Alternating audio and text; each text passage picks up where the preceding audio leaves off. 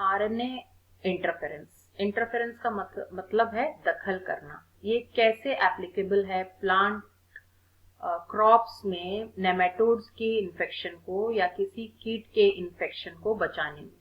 सबसे पहले तो प्लांट्स कैसे अफेक्टेड होता है। नेमेटोड है, एक पैरासिटिक नेमेटोड है, मेलेडोगाइन इनकॉग्निटा। ये टोबैको प्लांट्स में रूट्स को अफेक्ट करता है और बहुत नुकसान होता है।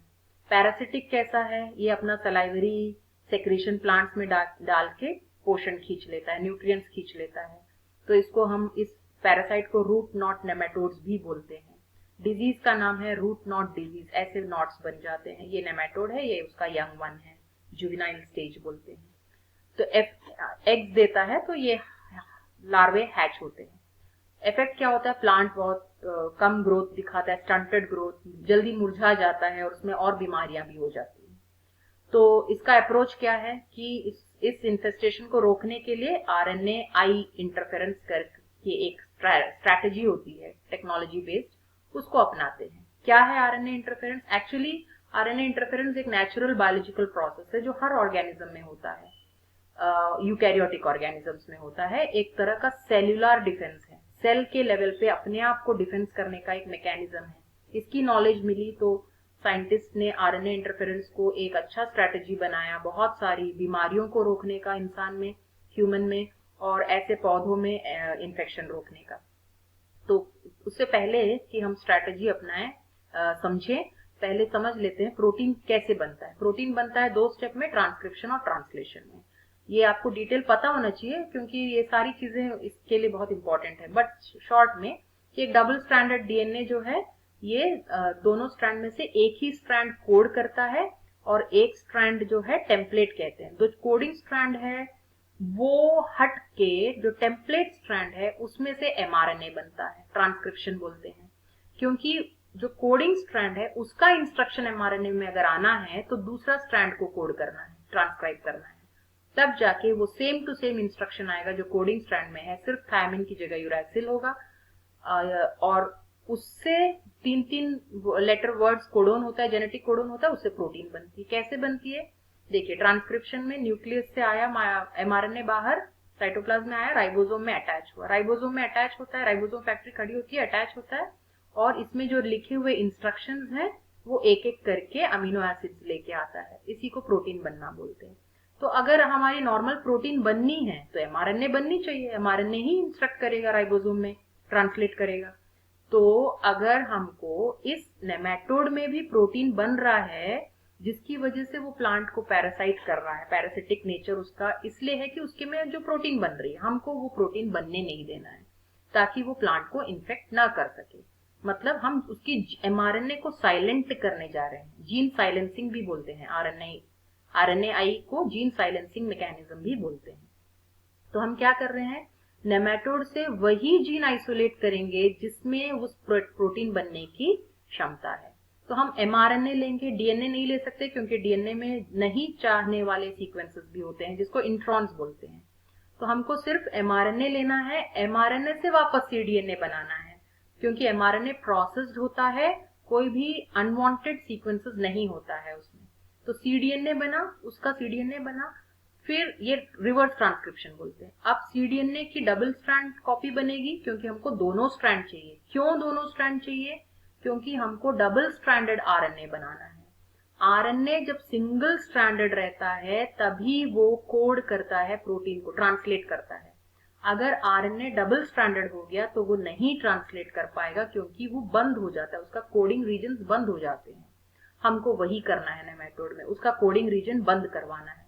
तो जब भी नेमेटोड में उसका ये एमआरएनए बनेगा, हम उसको बंद करने के लिए इसका दूसरा स्ट्रैंड भी रेडी करके रखेंगे। कैसे रेडी करेंगे? इन विट्रो लैब में। तो सबसे पहले इसका सीडीएनए बनाए, सीडीएनए से रेप्लिकेट करके डबल स्टैंडर्ड डीएनए बनाए। हमको ये सबसे मेन स्टेप है ये, जिसमें जो डबल स्टैंडर्ड डीएनए है उसको सिंगल स्ट्रैंड बनाए। कैसे बनाए? तभी जाके हमको आगे काम आएगा। कैसे बनाएं? एक स्ट्रैंड को एज सच रखिए 5 to 3, दूसरा जो स्ट्रैंड है इसको उल्टा कर दीजिए। तो ये हुआ आपका 5 to 3 है ना, ये वाला स्ट्रैंड इसमें उल्टा लग गया। तो ये हुआ आपका एक सीडीएनए जो जो हमने बनाया इसलिए है, इन्वर्ट करके बनाया है ये जीन कंस्ट्रक्ट, ताकि हम इस जीन कंस्ट्रक्ट को प्लांट में डिलीवर करवा सके, प्लांट सेल्स में डिलीवर करवा सके लैब में, और ट्रांसजेनिक प्लांट्स बना सके। तो सेल्स को प्लांट के लीफ या कोई टिश्यू को ग्रो कर रहे हैं, जिस प्लांट को हमको मॉडिफाई करना है, जेनेटिकली इंजीनियर करना है, उसमें हम ये सीडीएनए देंगे। कैसे देंगे?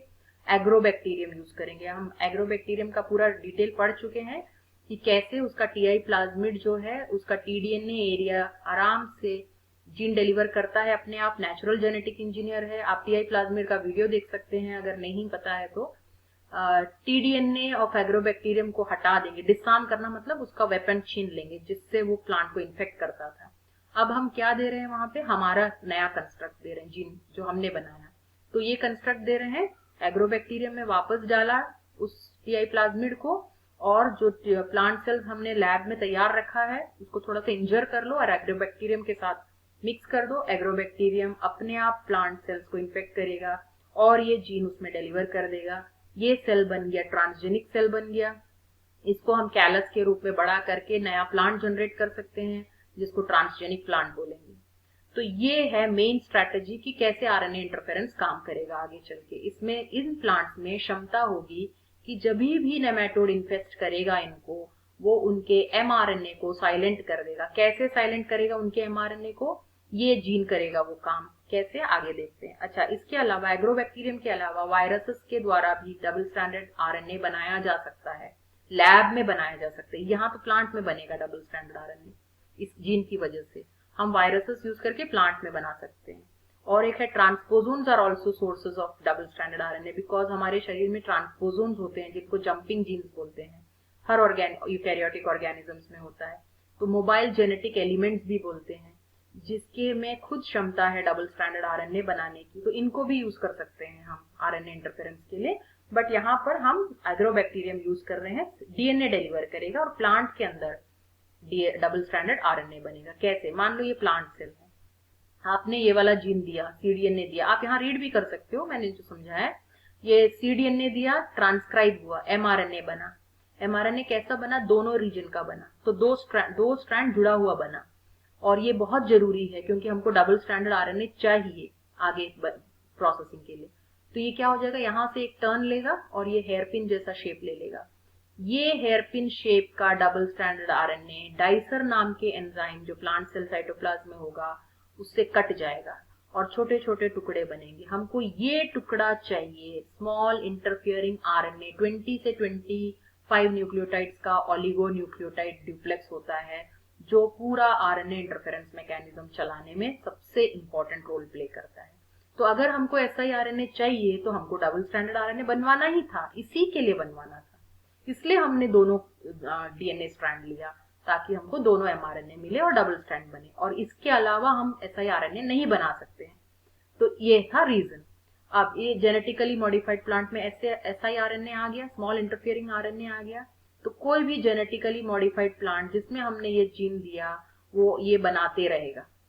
जब भी नेमेटोड इन्फेक्ट करेगा और ऐसे जेनेटिकली इंजीनियर्ड प्लांट को इन्फेक्ट करेगा और खाना लेगा इसमें से, तो वो siRNA को भी एब्जॉर्ब करेगा। अब नेमेटोड के सेल के अंदर क्या होगा? ये siRNA नेमेटोड के सेल के साइटोप्लाज्म के अंदर एक रिस्क नाम का मल्टी प्रोटीन कॉम्प्लेक्स होता है, RNA inducing silencing complex risk, इसमें प्रवेश करेगा। कैसे प्रवेश करेगा? थोड़ा सा ये बहुत सिंप्लीफाइड है, उसमें ओवरहैंग्स होते हैं तब जाके रिस्क में चिपकता है। All that is there, but यहाँ पे आपको 12th में उठना नहीं है। तो कैसे साइलेंसिंग होती है? ये siRNA जो नेमेटोड ने फीडिंग में ले लिया, अपने अंदर एब्जॉर्ब कर लिया, होगा एब्जॉर्ब होगा जरूर। कभी कभी डबल स्ट्रैंडेड आरएनए खुद भी एब्जॉर्ब हो सकता है, पर यहाँ हम siRNA की बात करें। बहुत सारे आरएनए होते हैं, माइक्रो आरएनए होते हैं, हम सिर्फ इसमें रेस्ट्रिक्ट करेंगे अपना। तो siRNA रिस्क के अंदर आ गया।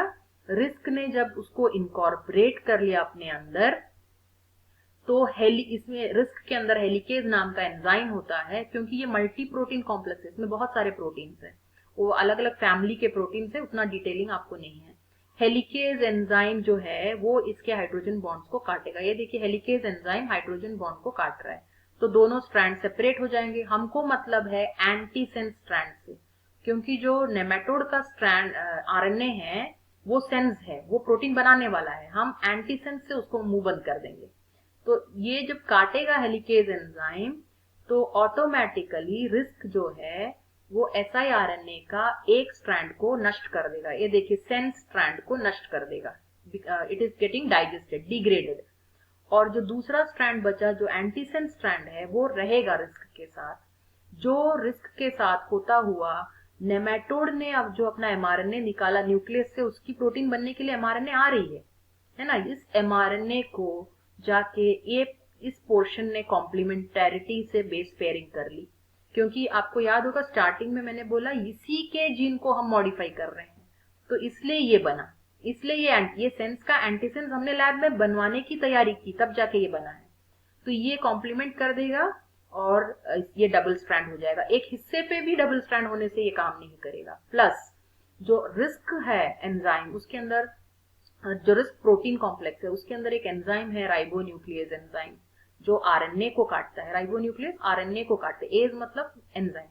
तो वो इसको काटेगा और एमआरएनए दो स्ट्रैंड में बिखर जाएंगे, डिग्रेड हो गया एमआरएनए। ऐसा एमआरएनए फंक्शनल नहीं होता है, ये राइबोसोम में जाकर प्रोटीन नहीं बना पाएगा और नेमेटोड को अपने ग्रोथ के लिए जो प्रोटीन बननी थी वो नहीं मिल रहा है, वो रिप्रोड्यूस भी नहीं कर पाएगा, एग्स नहीं दे पाएगा और धीरे धीरे वो मर जाएगा। So that is the whole process. उसकी एमआरएनए को हमने साइलेंट कर दिया। Is that clear? तो अगर कोई डाउट है तो आप देख सकते हैं, पूछ सकते हैं। अच्छा, ये स्ट्रैटेजी जो है आरएनए इंटरफेरेंस की स्ट्रैटेजी आजकल बहुत अच्छा पोटेंशियल है थेरापेटिक्स में, डिजीज में। यहाँ पर हम नेमेटोड को नष्ट कर रहे हैं क्योंकि हमारे फायदे का चीज प्लांट है, तो हमने नेमेटोड की अच्छी जीन को नष्ट किया यहाँ पे। यही प्रोसेस आगे रिसर्च हो रहा है और चल भी रहा है कि कैसे एक डिजीज कॉजिंग प्रोटीन ह्यूमन में, एक डिजीज कॉजिंग प्रोटीन मतलब ऐसा प्रोटीन जो सही नहीं है, उसके एमआरएनए को शांत कर दो। डिजीज कॉजिंग प्रोटीन वाला जो एमआरएनए है उसको साइलेंट कर दो इस प्रोसेस से। तो ऐसा स्ट्रैटेजी चल रहा है कि मेडिसिनल फील्ड में भी ऐसे थेरेपेटिक ट्रीटमेंट्स इसके द्वारा बहुत अच्छे से होते हैं। अब ये देख लीजिए आप एक बार कि कैसे नेमेटोड का एमआरएनए निकल रहा है। सिर्फ वो लास्ट साइटोप्लाज्म ऑफ नेमेटोड मैंने ये करवाया है आपके लिए। ये आया आपका कॉम्प्लेक्स के साथ siRNA, हेलिकेज इसको काट रहा है। ये एमआरएनए न्यूक्लियस से बाहर आया था, अब इसका एक स्ट्रैंड नष्ट हो जाएगा, सेंस स्ट्रैंड।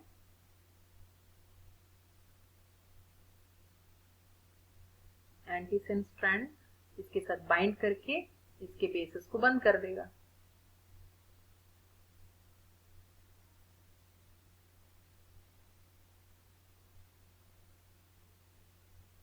और एमआरएनए के टुकड़े हो गए, तो प्रोटीन नहीं बन पाएगी और नेमेटोड मर जाएगा। तो प्लांट में ये नेचुरली होगा जब हमने उसको वो वाली gene they the, cDNA construct they the. Thank you so much, keep watching. अगर आपने सब्सक्राइब नहीं किया हो तो प्लीज सब्सक्राइब कीजिए ताकि आपको आगे के भी वीडियोस मिलते रहें। Thank you so much.